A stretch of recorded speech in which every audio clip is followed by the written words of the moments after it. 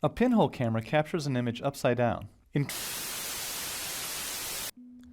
Ok, les tools, c'est assez cool. C'est différent des particules, c'est différent des brushes. Ça tombe bien, ils l'ont mis dans une catégorie qui est à part. Alors, il y a certains tools qu'on ne va pas utiliser encore aujourd'hui. Pourquoi? Parce qu'ils n'utilisent pas une application de type brush. Ils vont utiliser une application plus de type plume. Je ne sais pas si vous utilisez un petit peu Photoshop.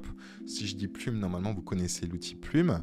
Ça marche relativement pareil, mais voilà, il y a des nouvelles options, etc., etc. On viendra l'utiliser plus tard. Tous les outils de tools n'utilisent pas forcément l'outil plume. C'est vraiment, il y en a certains qui ont été apportés depuis 2 versions. C'est quelque chose qui était cool, qui était très attendu. Et d'ailleurs, on voit ici l'outil plume directement ici. Bah ça, cet outil plume, voilà, ça fait environ 2 versions de Substance Painter qu'il est présent. Donc c'est ça qui est chouette, c'est que c'est un logiciel qui va énormément évoluer, qui a énormément évolué et qui va énormément évoluer.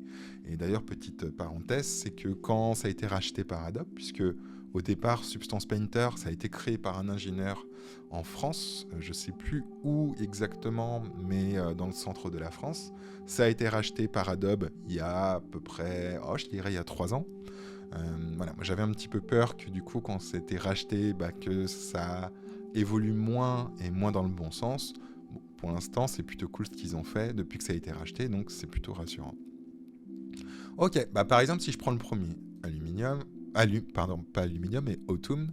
Autumn me permet de faire quoi? Si je passe mon pinceau, ça va me permettre d'obtenir des feuilles. Donc je peux très bien choisir une autre couleur des feuilles, si je le souhaite, ici directement.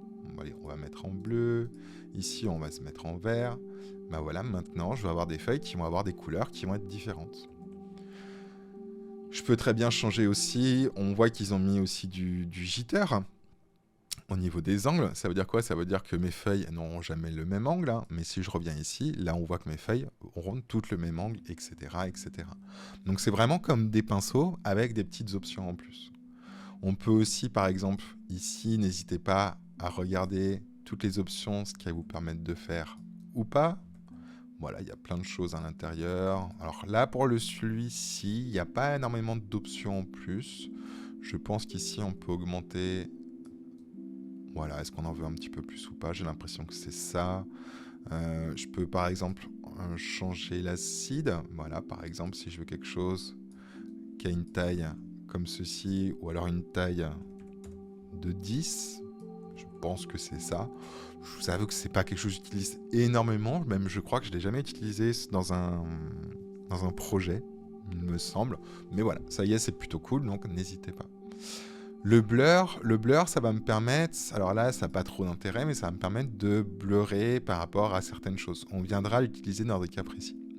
Celui qui est à côté, ça me permet d'obtenir un peu comme des impacts de balles, sachant que, encore une fois, vous avez plein de choses à modifier ici.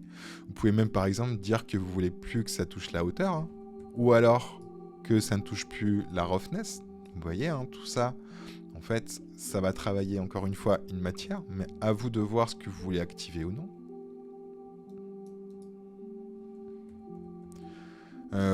On a les footprints. Le footprint, ça me permet comme ça d'obtenir des effets de traces de pied, etc. etc. Je vous laisserai voir un petit peu ça. Il y en a certains qui sont cool. Il y a le Metal Stitch qui est plutôt cool. Si par exemple, vous voulez faire un personnage, je sais pas moi, qui a une espèce de Frankenstein, pourquoi pas, vous pouvez utiliser cet outil qui est ici. Le Peebles est plutôt cool aussi, si vous voulez par exemple avoir quelque chose qui est un petit peu vieux, un petit peu avec des petits champignons, pourquoi pas, ça peut être plutôt cool. Le Pipe Rack, il me semble, et oui c'est le cas, il utilise l'outil plume, donc on va pas l'utiliser. On a le Puggering qui également utilise la plume. La Stretch, par contre, lui, c'est pas de la plume. Donc, ça va me permettre... Alors, je vais juste refaire un calque. Ça va me permettre, et même encore là, je le vois pas beaucoup, mais d'obtenir des effets un petit peu Stretch. On a les vis. Le Sim, il me semble, effectivement, ça utilise la plume. Donc, vous voyez, il y en a certains qui utilisent la plume, d'autres le brush. Celui-ci, c'est sûr qu'il l'utilise. Par contre, on va regarder les stitches. Voilà, ces 2 stitches qui sont ici n'utilisent pas l'outil plume, ils utilisent l'outil pinceau. C'est super cool parce que vous voyez, par exemple, si je viens faire ça, bah, je vais pouvoir obtenir du coup comme si j'avais une couture.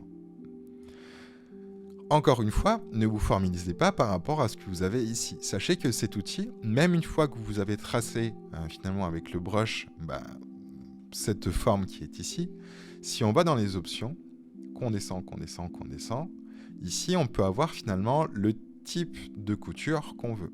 Actuellement, je suis en Stitch Selection, je suis en cross. Bah, je peux passer en cross diagonale. D'ailleurs, j'ai dit des bêtises, je pensais qu'il allait me le changer, mais en fait, il ne me le change pas, en fait, il faut que je réapplique. Voilà, vous voyez qu'à chaque fois, il faut que je réapplique. En fait, c'est un peu destructif. Mais à chaque fois que vous allez changer finalement le type de couture, vous voyez, je peux obtenir des coutures qui sont complètement différentes. Et il y en a quand même pas mal, hein. Là, il y a 10 types de coutures différentes. Et après, je peux choisir ces types de coutures, également d'autres types d'applications.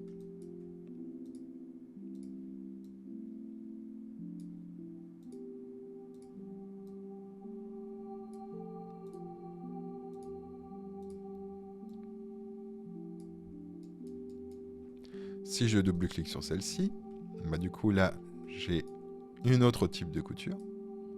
Mais encore une fois, je peux très bien passer ici en double. Et quand je passe mon pinceau, là, vous voyez que cette fois-ci, j'ai pas juste finalement un trait de fil, mais j'ai vraiment 2 traits de fil qui sont ici. Donc c'est plutôt cool. Donc n'hésitez surtout pas à aller dans les options. Les 2 qui sont ici, il me semble... Ah non, je pensais qu'ils allaient me mettre l'outil. Ok. Alors celui-ci, je ne sais plus si je l'ai utilisé. Mais je vois pas trop exactement ce que c'est. Mais encore une fois, on peut très bien essayer de voir un petit peu en termes d'options. Je pense que ça donne un effet un petit peu, Oui, je suis pas convaincu par celui-ci. Si on prend celui qui est à côté, alors je vais juste le rendre un peu plus petit. Oui, celui-ci, je pourrais pas vous dire exactement. Je l'ai pas spécialement utilisé. Bon, à voir. Le top stitching, lui, retrouve l'outil plume, donc on va pas l'utiliser. Le weld, ça me permet d'obtenir d'autres effets, etc., etc. Et un qui est cool, oui, c'est le zipper. Hein. Le zipper me permet comme ça d'obtenir un zip. Encore une fois, là, vous avez des choses qui sont plutôt... Alors, il y a beaucoup moins d'options que pour les stitches. Les stitches, je les trouve super bien faits. Mais après, vous avez le nouveau zipper qui, lui, me permet d'aller beaucoup plus loin sur mes options. Vous voyez, là, j'ai la couleur de mon zip. Je peux également choisir la profondeur, etc., etc. Et celui-ci, qui utilise l'outil plume, encore une fois, on viendra l'utiliser plus tard, donc on ne va pas le voir pour le moment.